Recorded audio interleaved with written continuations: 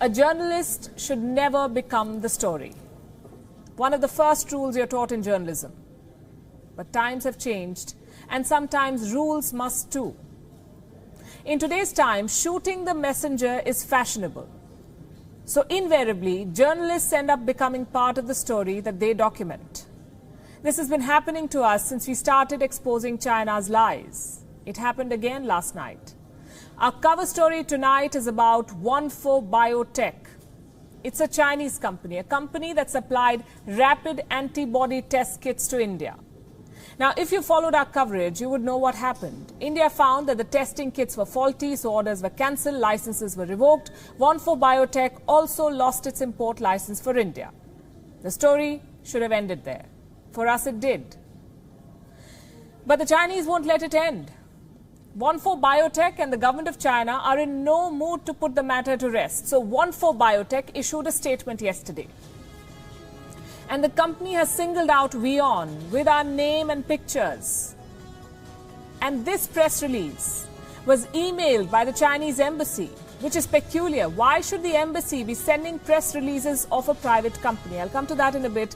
First, let me tell you what the statement says. They have accused us of false reporting. The press release is 4 pages long. It bears the stamp of the company. It begins with a denial, followed with a long list of articles and links. These are international media reports about Onefo Biotech. Almost all the reports say that Onefo's testing kits work. But the last page is different. The last page of this press release features a clip from this show, Gravitas, a story from our broadcast on the 21st of April. That was the day when the Indian Council of Medical Research, or ICMR, had asked Indian states to stop using Chinese test kits. We reported the story in detail with facts. Now, Onefo says we got it wrong. Fine, we welcome feedback. But they say nothing about our reportage. They make a mention of one particular video clip, a file shot of coronavirus testing in India. Onefo says the right procedure of blood collection was not followed by the medical worker here. At least that is what we understood from their statement. It says, and I'm quoting, users are supposed to collect specific blood samples with Onefo-made capillary straws. Use all our equipment, basically. The fact is that our report in April had nothing to do with that. Our story was very simple. Our story was about how Chinese testing kits turned out to be faulty, and we stand by that story.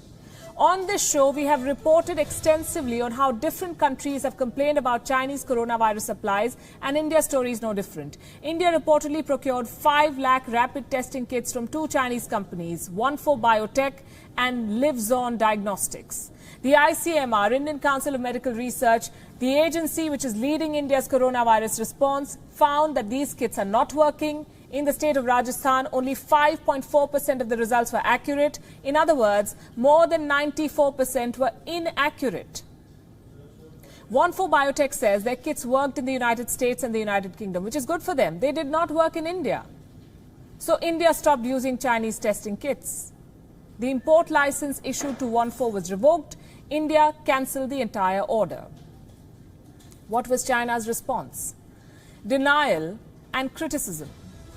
Neither the Chinese companies nor the Chinese government has accepted India's assessment. The Chinese embassy in New Delhi issued a statement. It said, labeling Chinese products faulty is unfair and irresponsible. Their words. China says this is preemptive prejudice. Now, this is where the story gets interesting. As far as we know, Onefo Biotech is a private company. The Chinese embassy has been emailing and tweeting Onefo's press releases, which is strange. Most governments, most embassies anywhere in the world do not push the agenda of private companies. But Chinese embassies have been at the forefront of fighting PR battles for private Chinese firms. What does this tell you? The line between private and government is blurred in China. As for the defense and complaints, China has mastered how to play the victim card while being the perpetrator all along. Question them and they call you racist. Cancel their orders and they cry preemptive prejudice.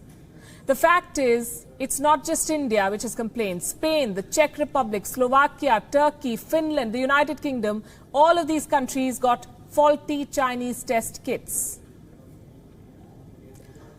So what are the Chinese trying to do with statements like these? Best case scenario, this is a textbook example of a PR disaster, supplying a faulty product and then blaming the customer. Worst case scenario, backed by their government, a Chinese company is targeting the media in a foreign land for exposing them. Their tactics, just like their kits, are substandard.